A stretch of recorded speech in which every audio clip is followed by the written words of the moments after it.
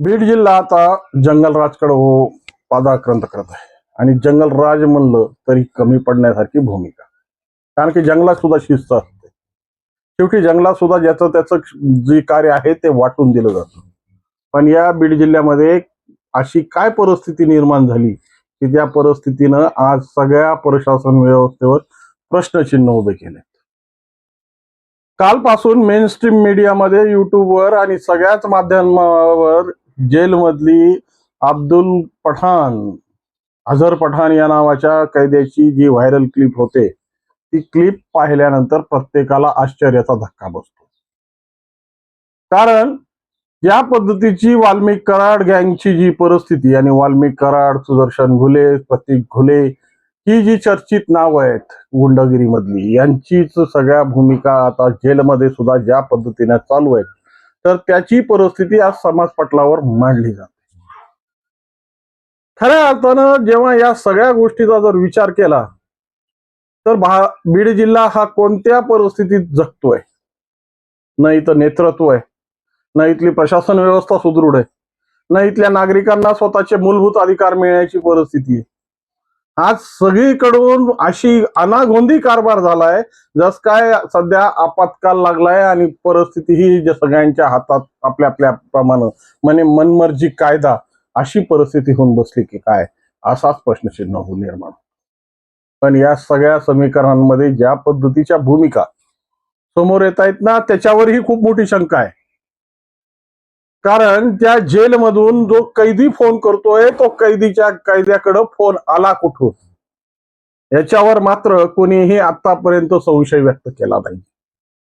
या gel superintendent चांदणेंचं नाव घेतलं जातं, त्या चांदणेंनी इतकी मुभा कायद्यांना दिली कशी?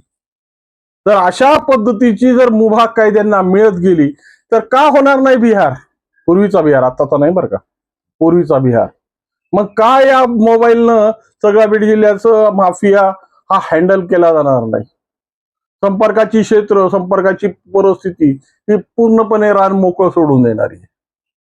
आणि ज्या पद्धतीनं तो अझर पठाण ओरडून ओरडून सांगतोय की माझी ज्या परिस्थितीत माझी अवस्था करून ठेवली आणि ज्या पद्धतीनं माझ्यावर अत्याचार होत आहेत, तर मग जेल प्रशासनामध्ये काय फक्त बघ्याची भूमिका आहे का? फक्त रोज आपला पगार उचलण्यापुरती भूमिका आहे का? मग ही पगाराच्या व्यतिरिक्त काही जे मिळणार आहे त्यासाठी हे जेलवाले काय काय कारनामे करत असतील. 2 दिवस अगोदरच वाल्मिक कराड हे पोटाच्या विकारासाठी जिल्हा इस्पितळात आणण्यात आलं.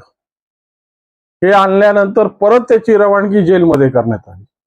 आता हे सगळं चित्र जर डोळ्यासमोर आलं आणि ज्या पद्धतीची राजकीय व्यवस्था आज जिल्ह्यात वर्तवली जाते, ज्या पद्धतीनं राजकीय भूमिका जिल्ह्यामध्ये घेतली जाते, त्यामध्ये ही जी परिस्थिती आहे ती कोणत्या परिस्थितीत हँडल करणारी? कारण की आत्ताच नुकताच जेलमधून सुटलेला दादा केंडकर, या दादा केंडकरला याच कायद्याने फोन केलाय. वास्तविक स्वरूपात या सगळ्या घटनांचं जर थोडस विचार केला तर सगळं परिस्थिती ही जशाला तशी आम्हाला परिस्थिती पाहायला मिळते. आजही बीड जिल्ह्यामध्ये प्रशासन व्यवस्था कशा पद्धतीने चालली किंवा प्रशासन व्यवस्थेमधली जी काही परिस्थिती आहेत, मग याच्यासाठी काय करावं लागेल? नेतृत्वहीन जिल्हा म्हणून याला घोषित करा, जंगल राज म्हणून जिल्हा घोषित करा. इथल्या सगळ्या परिस्थित्या आमच्या हाताच्या बाहेर आहेत. याला भारतातलं कोणतं संविधान याला पटरीवर आणू शकत नाही असं जाहीर करा. करा ना जाहीर, कारण की परिस्थिती ती निर्माण झालेली आहे आणि या घाणेरड्या राजकारणाने ही परिस्थिती आणून सोडलेली.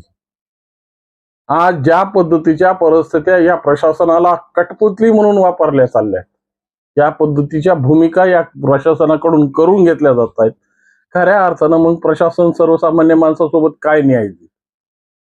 हाही सगळ्यात मोठा प्रश्न आहे.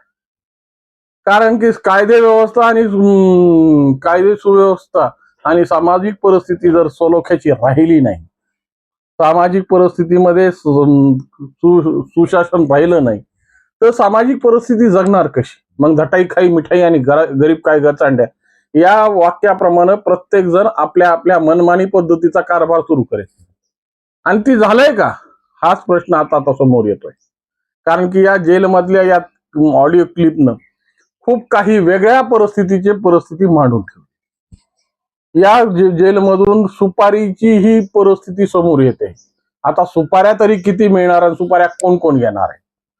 अशा सुपाऱ्या जर अशा पद्धतीने वाटत गेलं तर खऱ्या अर्थानं समाज व्यवस्थेचं राहिलंय काय? आणि समाज व्यवस्था केली कशासाठी? मग एवढी लोकशाही, एवढं सगळं समाज कार्यप्रणाली, एवढी राज्य व्यवस्था, एवढी न्याय व्यवस्था, या सगळ्यांची परिस्थिती समाज बळकट करण्यासाठी होती. मग यापेक्षा त्या कोणत्या ताडोबाच्या जंगलात किंवा इकडं कोणत्या अजून 2-4 मोठमोठ्या अभयारण्य तिथल्या त्या परिस्थित्या या जिल्ह्यात सुरू झाल्या. आणि वाघ हा स्वतःच्या पंजाने सगळ्याला जखमी करतोय. खऱ्या अर्थाने ही परिस्थिती आजच्या परिस्थितीला कुठेही शोभणारी नाही. आणि ज्या पद्धतीची प्रशासन व्यवस्थेची भूमिका आज उधळून टाकलेली आहे आणि ज्या पद्धतीने या क्लिपनं सगळ्या मीडियामध्ये सुळसुळाट निर्माण केलाय, सुळसुळाट. कारण की आम्हाला काय टाचणी पडली आणि त्याची बातमी मिळाली की आम्ही सुरू करतो, पण याच्यातली वास्तविक परिस्थिती काय, या वास्तविक परिस्थितीमध्ये मागं दडलं काय? कारण की जर अझहर पठाणला एवढ्या यातना देऊन एवढं हाड मोडूस तर जर मारलं असेल तर 100% जेलमधून त्याला सरकारी इस्पितळात रेफर करावंच लागलं. आणि सरकारी इस्पितळात जर रेफर करावं लागलं तर आपोआप या सगळ्या घटनांची पडसाद सामाजिक पटलावर स्पष्टपणे जाणवते. मग आता हे जेल प्रशासन या अझहरला स्वतःचे कारनामे लपवण्यासाठी जेलमध्ये दडपून ठेवतंय का? बॅरेक्स नंबर 6चा जो आरोपी आहे वाल्मिक कराड, याची दहशत या सगळ्यात, आणि त्याच जेलमध्ये ज्ञानराजाचे सर्वे सर्वा आणि ज्ञानराजा परिवार त्याच जेलमध्ये. खऱ्या अर्थानं त्यांच्या संदर्भातून अजूनही एकही बातमी बाहेर पडलेली नाही. मग अशा पद्धतीनं अंबाजोगाई मधला जो कैदी की जो 307च्या गुन्ह्यामध्ये आत आहे, अॅट्रॉसिटी म्हणजे 307च्या गुन्ह्याची भूमिका त्याच्यावर टोपली गेलेली आहे, आणि तो या सगळ्या संदर्भात आपली जी भूमिका मांडतोय नेमकं त्याच्याकडे दडलंय काय? आणि खऱ्या अर्थानं ज्या पद्धतीचे राजकीय ट्रोलिंग आणि राजकीय स्टंटबाजी किंवा सामाजिक स्टंटबाजी जी सुरू झाली आहे ना, ती स्टंटबाजी पुन्हा जिल्ह्याच्या सगळ्या केल्या का म्हणजे सगळ्या ऋणानुबंधांवर पाणी फेरणारी. कारण की पुन्हा तीच भूमिका आणि पुन्हा तीच विषय. काय मांडलंय हे तुम्ही आणि कशासाठी? कोणत्या अशा परिस्थित्या येऊन ठेपल्यात की तुम्हाला इतक्या खालच्या स्तराला जाऊन एवढ्या खालच्या परिस्थित्या निर्माण करण्याची वेळ येते? आणि खऱ्या अर्थानं जर राजकारण एवढंच जर प्रबळ झालेलं असेल आणि राजकीय परिस्थितीला एवढं झालं तर खऱ्या अर्थानं या जिल्ह्यात पूर्णपणे अलिबली लावली पाहिजे. जर एवढ्या परिस्थित्या हाताच्या बाहेर गेल्या असतील, कारण की कार्यप्रणाली ही कामच करू शकत नसेल, जेलमध्ये परिस्थिती अशी असेल, बाहेरची परिस्थिती अशी असेल, तर खऱ्या अर्थानं हे सगळी थोतांड उभं करण्यात काय अर्थ आहे? फक्त दिन माणसाला परिस्थिती झाकण्यापुरतीच. आणि आजही या सगळ्या घटनांचा पडसाद हा सामाजिक पटलावर आणि सामाजिक जीवनावर खूप मोठा पडतो. कारण की येणाऱ्या पिढ्यांना देणार काय? हीच गुंडगिरी, ही दहशतगिरी, हीच भविष्याची चाहूल. अहो, तुम्ही सामाजिक परिस्थिती चिरडत नाहीये तर तुम्ही अनेक पद्धतीनं भविष्य मारतायत. मुलांच्या समोरचे आयकॉन बदलतायत. तुम्ही मुलांच्या समोर जी परिस्थिती आणून सोडली आहे ना, खऱ्या अर्थानं आज अशी म्हणण्याची वेळ आली की ती वास्तव मधला रघुदादा हा गल्ली गल्लीत फिरणार आहे. आणि हा रघुदादा जर गल्ली गल्लीत जन्मला तर या जिल्ह्याचं राहिलं काय? मग नेमकं ह्याच्यातलं काय सत्य आहे, त्यातली काय भूमिका आहे, नेमकं बॅरेक्स क्रमांक 6 आणि त्या जेलमध्ये काय घडलं ह्याच्यावर चौकशी समिती लावा. ही चौकशी समिती या सगळ्या गोष्टीचं खऱ्या अर्थानं निरीक्षण करेल आणि वास्तव काय आहे.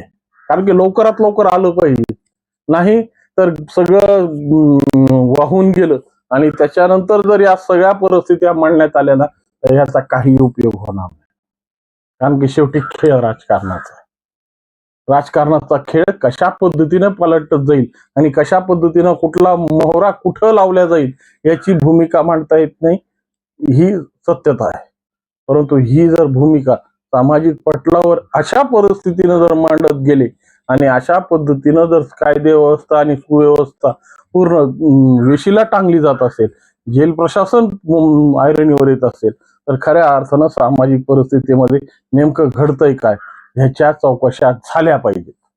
आणि या चौकशा जोपर्यंत होणार नाहीत, जोपर्यंत या सगळ्या गोष्टींची सहनिशा व्यवस्थित होणार नाही, तोपर्यंत खऱ्या अर्थानं सामाजिक व्यवस्था चांगली आहे का वाईट आहे याचे परिणाम पडणार नाही. त्यामुळे जिल्ह्याला नाव ठेवू नका, जिल्ह्याच्या परिस्थितीला नाव ठेवू नका. कारण की प्रोपोगंडा करणारी टीम यांनी चांगलीच पद्धतीचा प्रोपोगंडा सुरू केलाय, परंतु ह्याच्यातलं सत्य काय आणि तथ्य काय हे तपासल्याशिवाय जर हा प्रोपोगंडा होत असेल तर खऱ्या अर्थानं समजावं की दाल में कुछ काला आहे. ही डाळ मधलं काळा, ह्या डाळेमधलं जे काळ आहे ते नेमकं कशासाठी आणि कोणत्या भूमिकेसाठी ह्याचा शोध घेणं हा समाजाला खरं गरजेचं आहे. त्यामुळे या संदर्भात तुझ्या मनात काय वाटत असेल, या संदर्भात तुमची काही भूमिका असेल तर निश्चितपणे कॉमेंटच्या माध्यमातून कळवा. आणि